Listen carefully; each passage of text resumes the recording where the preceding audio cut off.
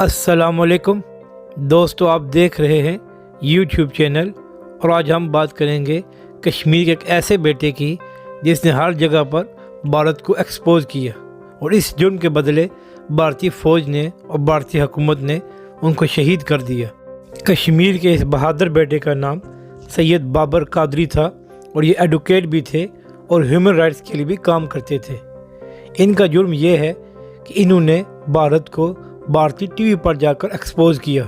इस बात की मैं आपको छोटी सी मिसाल देता हूँ कि एक बार इनको अर्नाब गोस्वामी ने अपने प्रोग्राम में बुलाया और सब जानते हैं अर्नाब गोस्वामी मोदी का ख़ास बंदा है।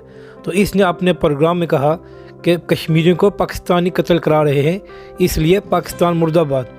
तो बाबर कादरी शहीद ने कहा नहीं, इनको कश्मीरियों को भारतीय शहीद कर रहे हैं, इसलिए भारत मुर्दाबाद। ये बात सुनकर अर्नाब गोस्वामी आग बगोला हो गया और उसने बाबर कादरी को अपने प्रोग्राम से बाहर निकाल दिया। कहने वाले ये भी कह रहे हैं कि बाबर कादरी की शहादत की बहुत सी वजूहात में से एक वजह यह प्रोग्राम भी है।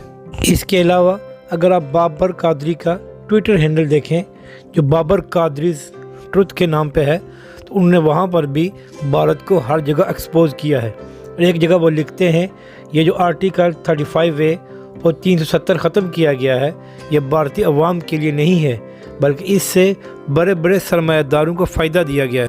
और वो हमेशा कहते थे कि कश्मीर भारत का हिस्सा नहीं है, बल्कि भारत ने नाजायज़ इस पर कब्ज़ा किया हुआ है। रूस के एक सीनियर सहाफ़ी हैं जिनका नाम मिचेल बोरोस है।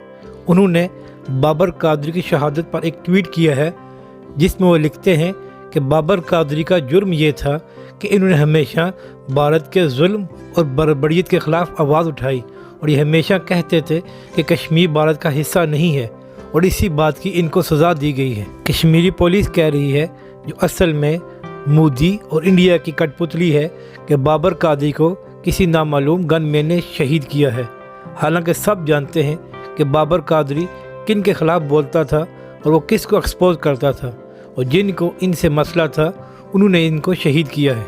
अगर आपको हमारी ये वीडियो अच्छी लगे तो इसे लाइक और शेयर ज़रूर करें और हमारे चैनल को भी सब्सक्राइब करें।